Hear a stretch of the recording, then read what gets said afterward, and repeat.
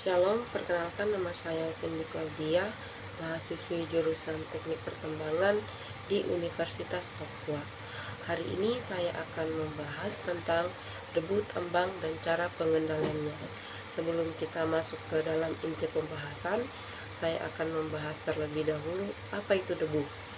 Dalam tambang bawah tanah, fungsi ventilasi sangatlah penting untuk menyediakan udara yang cukup dalam hal kuantitas dan kualitas guna mendilusi kontaminan atau pengotor udara pada konsentrasi yang aman di semua fasilitas tambang bawah tanah, yang dimana para pekerja yang sedang bekerja maupun melintas, atau dengan kata lain, mengganti oksigen yang telah digunakan dan untuk membuang gas, asap, dan debu.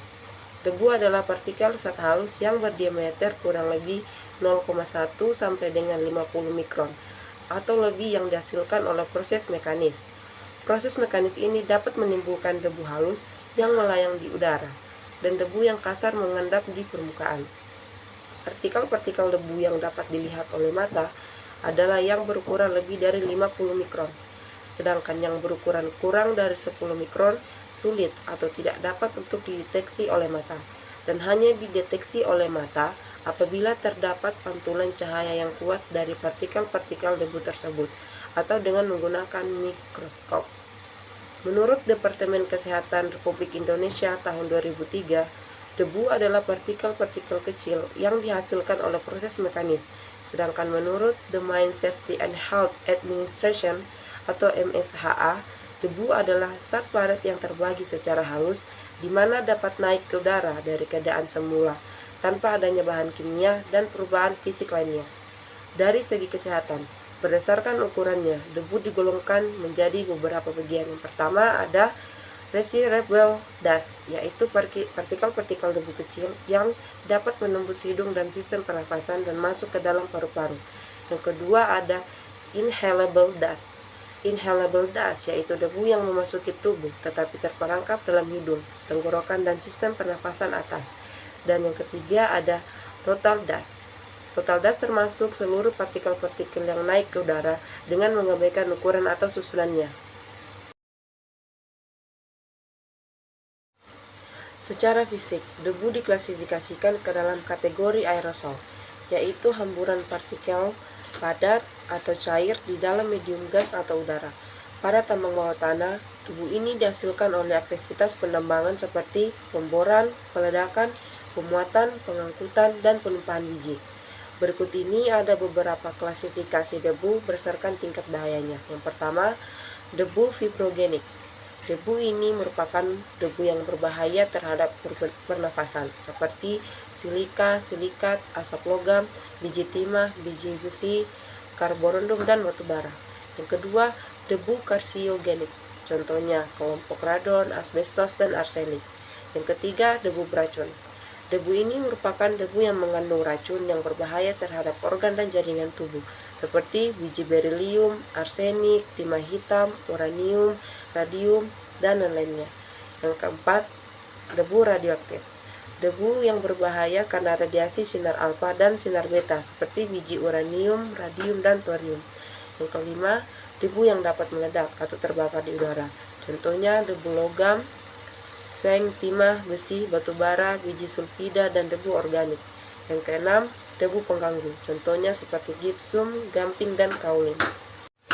Tingkat bahaya debu pada kesehatan dipengaruhi oleh beberapa faktor, yaitu yang pertama, komposisi debu.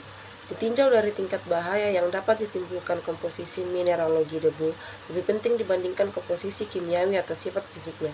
Sebagai contoh, silika bebas memiliki aktivitas kimia yang lebih besar di dalam paru-paru dibandingkan silika campuran. Namun pada kasus asbestos, efek mekanik lebih penting, sedangkan untuk debu beracun, kelarutan merupakan faktor penting. Yang kedua, konsentrasi penurunan. Konsentrasi rata-rata debu berarti menurunkan peluang untuk terjadinya penyakit paru-paru, sehingga perlu dilakukan usaha untuk menurunkan konsentrasi debu pada daerah kerja tambang bawah tanah. Konsentrasi merupakan faktor terpenting kedua setelah komposisi. Secara umum, debu dapat membahayakan paru-paru jika konsentrasinya lebih dari 0,5 mg per meter kubik. Untuk debu-debu beracun radioaktif, konsentrasi yang lebih kecil pun dapat membahayakan. Yang ketiga, ukuran partikel. Debu berukuran halus merupakan debu yang paling berbahaya karena luas permukaannya besar. Dengan demikian, aktivitas kimianya pun besar. Selain itu, debu halus tergolong debu yang dapat dihirup, karena mungkin tersuspensi di udara. Yang keempat, lamanya waktu terdedah. Penyakit akibat debu umumnya timbul setelah seseorang bekerja di lingkungan yang berdebu untuk suatu jangka waktu yang cukup lama. Waktu rata-rata perkembangan penyakit silikosis berkisar antara 20-30 tahun. Yang kelima, kemampuan individual. Faktor kemampuan individu terhadap bahaya debu sampai ini merupakan faktor yang belum dapat dikuantifikasi. Daya tahan tubuh perorangan, setiap individu mempunyai ketahanan yang berbeda-beda terhadap pengaruh debu, sesuai dengan kondisi kesehatan dan kepekaan terhadap debu. Tingkat bahaya debu pada kesehatan dipengaruhi oleh beberapa faktor, yaitu pertama, ada komposisi debu. Ditinjau dari tingkat bahaya yang dapat ditimbulkan, komposisi mineralogi debu lebih penting dibandingkan komposisi kimiawi atau sifat fisiknya. Sebagai contoh, silika bebas memiliki aktivitas kimia yang lebih besar di dalam paru-paru dibandingkan dengan silika campuran. Namun pada kasus asbestos, efek mekanik lebih penting, sedangkan untuk debu beracun, kelarutan merupakan faktor penting. Yang kedua, konsentrasi penurunan. Konsentrasi rata-rata debu berarti menurunkan peluang untuk terjadinya penyakit paru-paru, sehingga perlu dilakukan usaha untuk menurunkan konsentrasi debu pada daerah kerja tambang bawah tanah. Konsentrasi merupakan faktor terpenting kedua setelah komposisi. Secara umum, debu dapat membahayakan paru-paru jika konsentrasinya lebih besar dari 0,5 mg per meter kubik. Untuk debu-debu beracun radioaktif, konsentrasi yang lebih kecil pun dapat membahayakan. Yang ketiga, ukuran partikel. Debu berukuran halus merupakan debu yang paling berbahaya karena luas permukaannya besar. Dengan demikian, aktivitas kimianya pun besar. Selain itu, debu halus tergolong debu yang dapat dihirup, karena mungkin tersuspensi di udara. Yang keempat, lamanya waktu terdedah. Penyakit akibat debu umumnya timbul setelah seseorang bekerja di lingkungan yang berdebu untuk jangka waktu yang cukup lama. Waktu rata-rata perkembangan penyakit silikosis berkisar antara 20-30 tahun. Yang kelima, kemampuan individual. Faktor kemampuan individu terhadap bahaya debu sampai saat ini merupakan faktor yang belum dapat dikuantifikasi. Daya tahan tubuh perorangan, setiap individu mempunyai ketahanan yang berbeda-beda terhadap pengaruh debu, sesuai dengan kondisi kesehatan dan kepekaan terhadap debu. Ada beberapa metode yang dapat digunakan dalam mengatasi debu tambang. Yang pertama, kontrol dengan menggunakan bahan dasar air.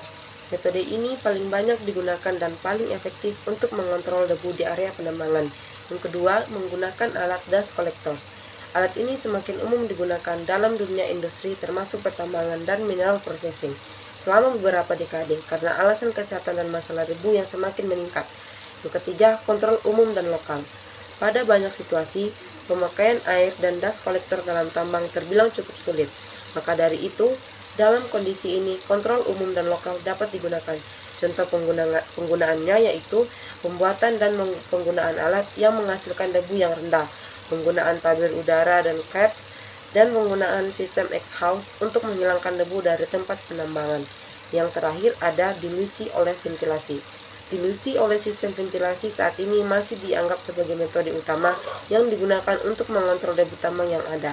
Dalam metode ini, kecepatan aliran udara lebih berperan daripada kuantitas udara. Pada setiap lubang bukaan yang menghasilkan debu, jarak partikel yang terbawa oleh aliran udara bergantung pada kecepatan udara dan kecepatan pengendapan dari partikel tersebut. Sekian yang dapat saya sampaikan. Jika ada kekurangan dan salah kata, mohon dimaafkan. Terima kasih.